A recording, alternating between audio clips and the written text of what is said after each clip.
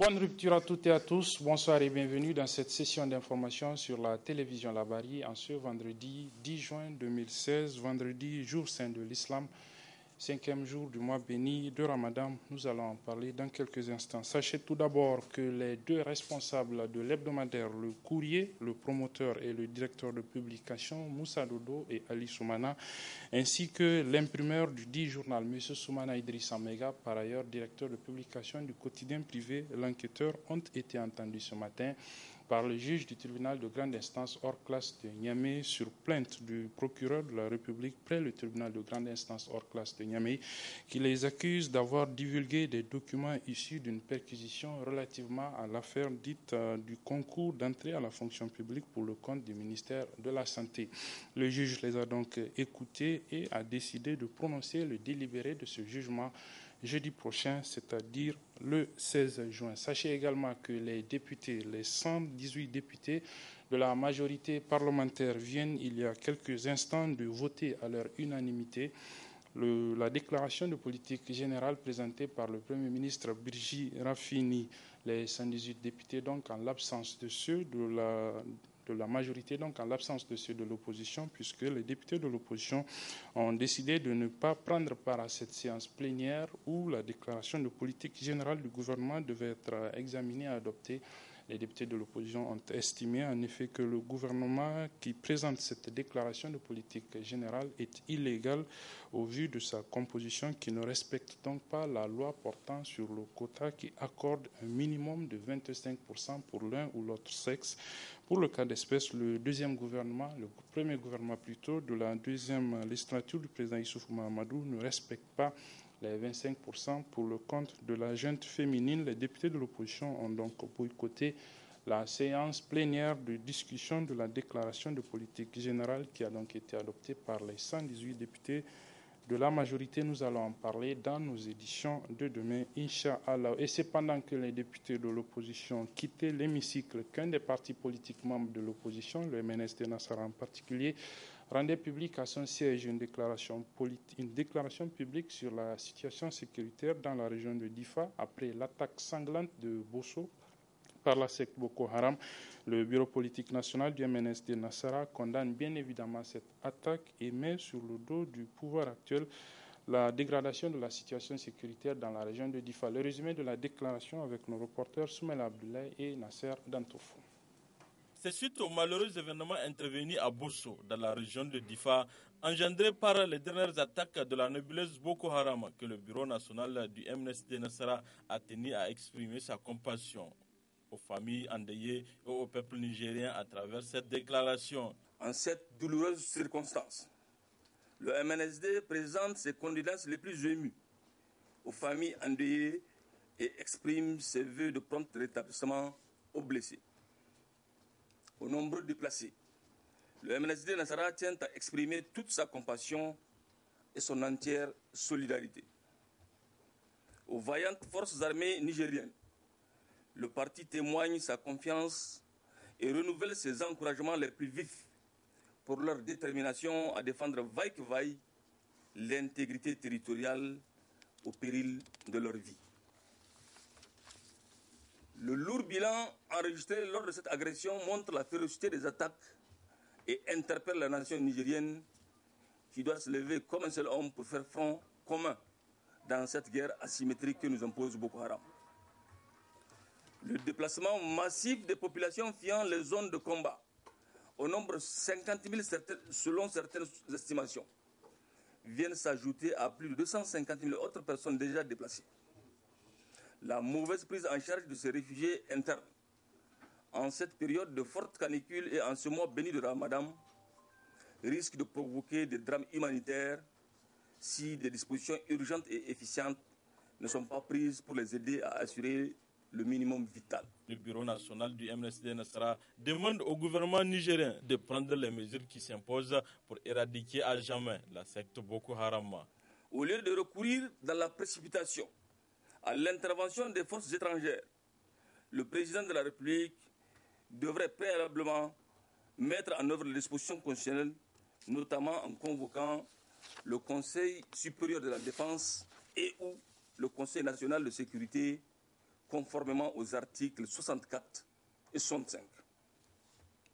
Nos forces de défense et de sécurité ont besoin, aujourd'hui plus qu'hier, du soutien ferme de la nation entière. En tout état de cause, le MNSD Nassara tient le régime de la 7e République pour seul et unique responsable de la situation ainsi créée et demande instamment au président de la République, chef suprême des armées, de s'investir personnellement pour mettre à la disposition de nos forces de défense et de sécurité l'armement dont elles ont besoin, ainsi que d'autres moyens connexes et une bonne prise en charge en ce qui concerne leurs primes et soldes. Cette question, même si elle bénéficie de l'aide extérieure, est d'abord une question de souveraineté nationale. Ramadan oblige, le MNSD Nassara a saisi l'occasion pour souhaiter un bon mois de jeûne à toute la Oumma islamique du Niger.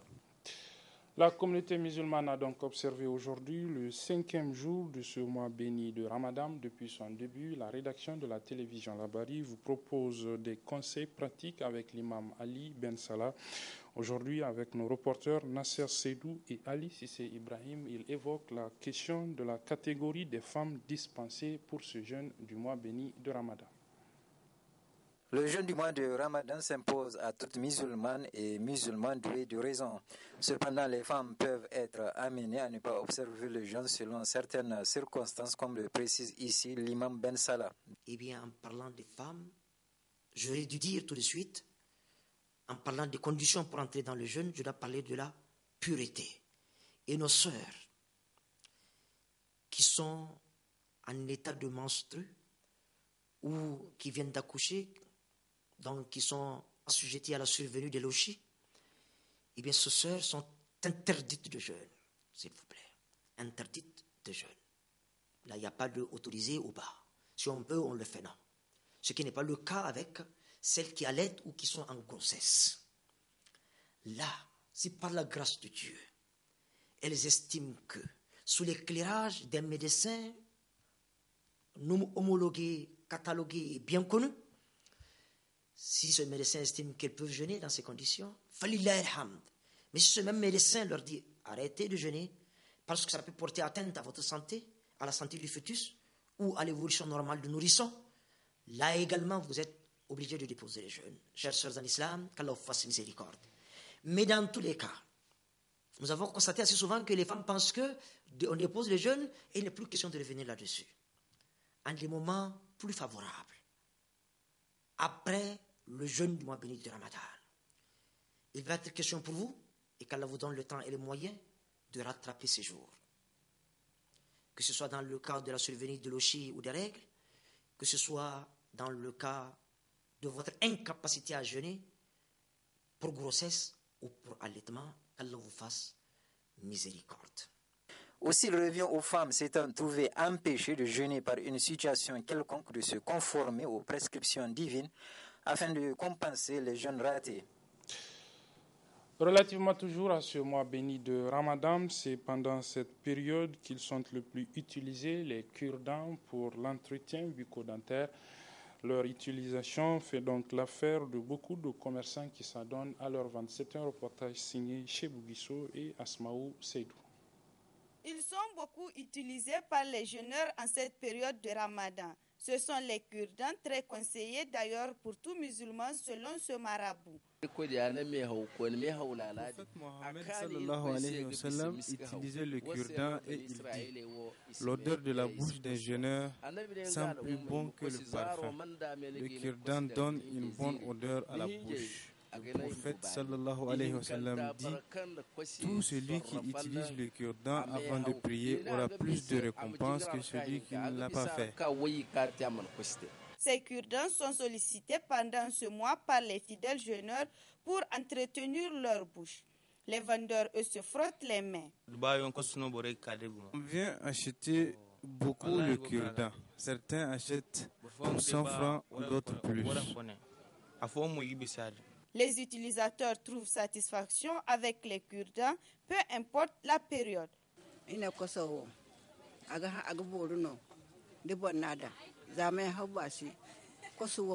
J'utilise le cure-dent même pas pendant le carême.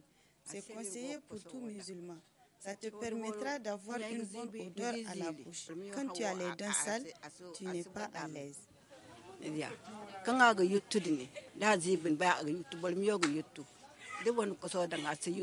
Les cure-dents sont disponibles sur les marchés et chez les vendeurs ambulants et accessibles pour tous car ils se vendent à un bas prix.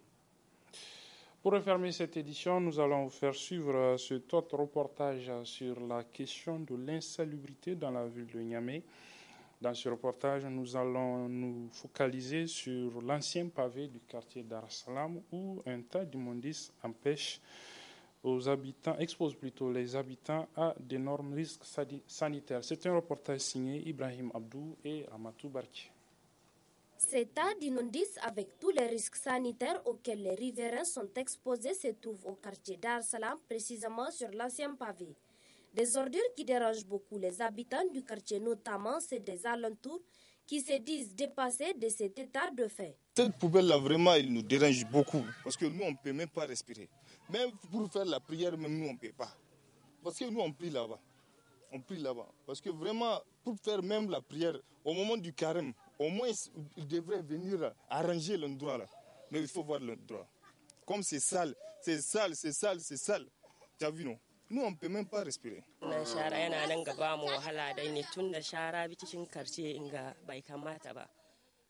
Ces ordures nous dérangent beaucoup. Surtout en cette période pluvieuse, les eaux de ruissellement ne peuvent pas passer. Alors, elles reviennent dans nos maisons. Vraiment, on doit nous débarrasser de ces ordures.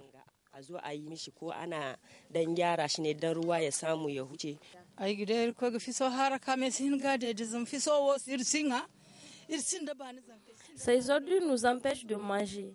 Les enfants sont malades. Matin, midi, soir, nous sommes dans les centres de santé pour nous faire traiter. Certains consomment les produits de la rue, s'exposant à d'autres conséquences. Quand on fait le ménage aussi, c'est comme zéro. Nos enfants marchent pieds nus sur ces ordures. On gère difficilement. Nous souhaitons que les autorités viennent nous aider. Des riverains qui se battent tous les jours pour empêcher les gens de verser leurs ordures, mais la situation ne fait que s'empirer, d'où c'est ras-le-bol. Il faut qu'ils viennent, ils arrangent ces trucs. Ou bien même de mettre de la terrine ici, de débarrasser à ce que les gens cessent de verser leurs poubelles ici. Nous, on veut ça. Même si on les parle, c'est comme zéro. Parce qu'elles demandent, est-ce que toi tu es autorité ou bien toi tu es les gens de mairie ou bien quoi? Qu'est-ce que tu vas venir dire? Ces ordures de Dar es Salaam nous dérangent beaucoup. Il y a 2 jours de cela, les agents sont venus ici. Nous pensons que c'est pour dégager l'endroit. Mais hélas, ce n'était pas le cas.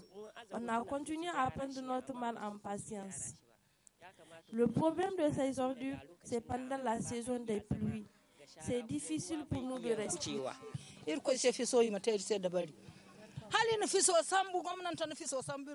De grâce, cherchons-nous des solutions à cette ordure.